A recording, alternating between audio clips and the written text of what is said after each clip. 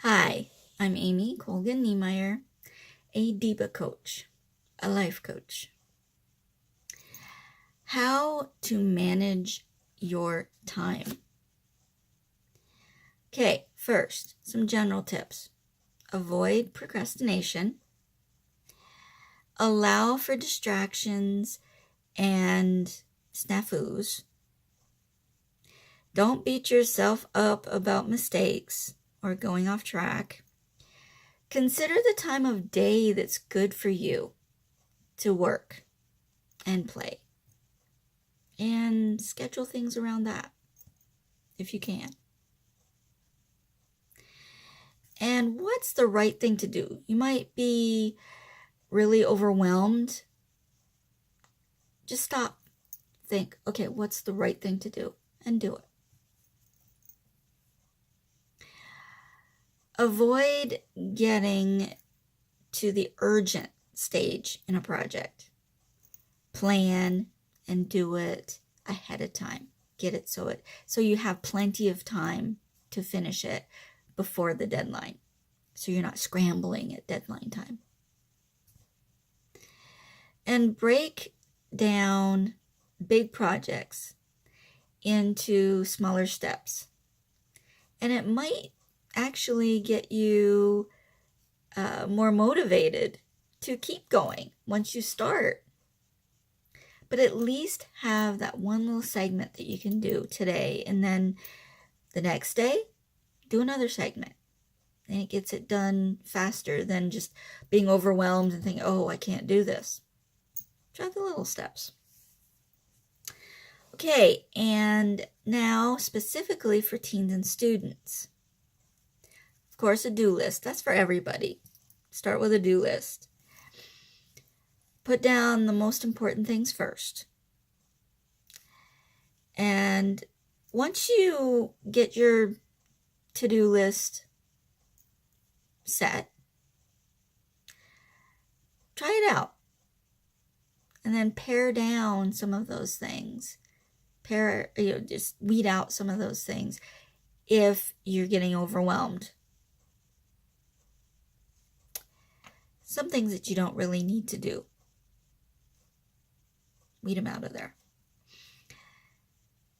Take your work with you wherever you go. You might have some time waiting for the bus, or you might have time when you're hanging out with your friends, or in the evening. You could be just hanging out with your friends at their house. Say, okay, I got some things that I need to do. Take half an hour, while they're doing something else that you don't want to do, maybe. Spend it on your homework. Spend it doing a project that you need to do. Keep a schedule. This is really important. And write everything down. Your assignments, your tests, your family time, your friend time, if you have a club that you have to go to, if you're in a school club or on a team, when your practices, when is play practice, if you're in the drama club, volunteering, working, put it all down, because you need to know when you're going to be where and what time you do have. Okay, and don't put off what you need to do. Do it now. Don't wait till Sunday night at 9 o'clock to start your homework. Do it on Friday, get it done. That's the way I used to do it in high school. I'd do everything on Friday. And then I had the rest of the weekend to do what I wanted to do. So, don't put things off. Okay. For work, if you have your own business, you're at a crossroads in your work, figure out what your purpose is. What do you want to do? Set goals and make sure what you do, the activities that you do for work, match those goals. They have to do with those goals, because other things are just wasting your time. Prioritize. Is it important and urgent? Here we go again with that. Urgent, important, etc. Okay. Is it important but not urgent? Urgent but not important? Or not urgent and not important? Well, not urgent and not important, delegate it. Give it to somebody else to do, or don't do it at all. If it's urgent but not important, again, see if you can partner with somebody else, or maybe you have a staff that can do it for you instead.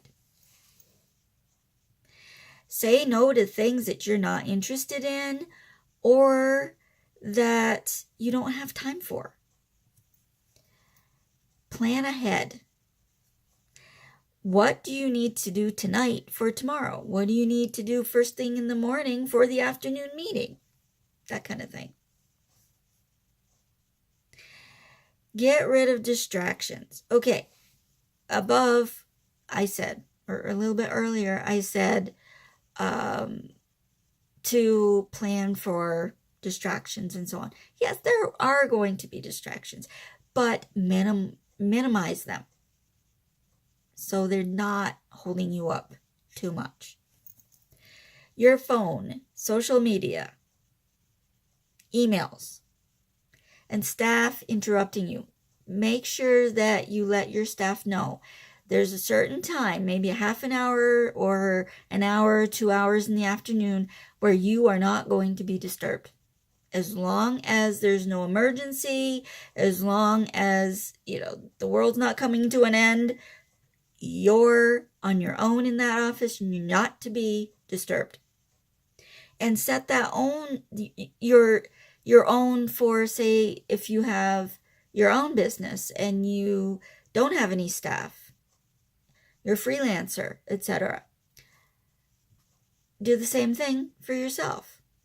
And if your family's around, if you work at home, tell them, if that door is closed and I have that sign on the door, I do not want to be disturbed unless someone is dying, unless it is absolute dire emergency. It can wait. If it can wait, you've got to let me have this time to myself. Okay. Let someone help you. Like I said before, delegate. Let other people help you if they can. You don't have to do everything yourself. Track how you're doing with your time management. See what you're spending time on and if you need to tweak it, less or more, depending on your tracking. See how it goes. Self-care. Make sure you take care of yourself. Healthy diet, good sleep, exercise, family time, fun time, whatever you need to make a more well-rounded lifestyle and take care of your well-being. Okay. Now, chronic health issues. If you have chronic health issues, again, plan ahead. What appointments do you have coming up in the next week?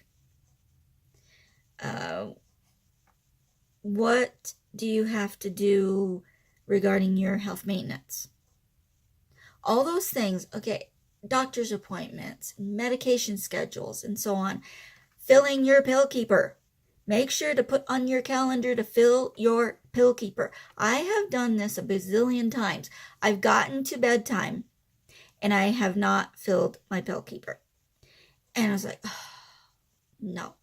So make a note in your calendar. Tomorrow, fill pill keeper. Or in the morning, say, remember, pill keeper. Or set an alarm on your phone to say, okay, now it's time to fill it. So, or anything else that you have to do that sometimes you think, oh, no, I didn't do that yet. And it's going to make me late getting to bed again. Schedule it. Set an alarm for it until you get used to doing it again.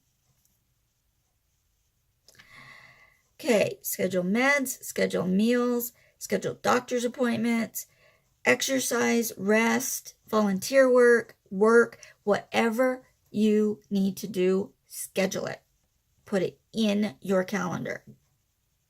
It may seem like, oh, I don't want to do this, but it'll help you. It takes 3 weeks to make a habit of something. So for 3 weeks, have a strict schedule where you're doing all these things that you need to do with alarms, without alarms, whatever works for you. But do it. And then by that 3 weeks, you'll get more of a routine going. And see how it goes.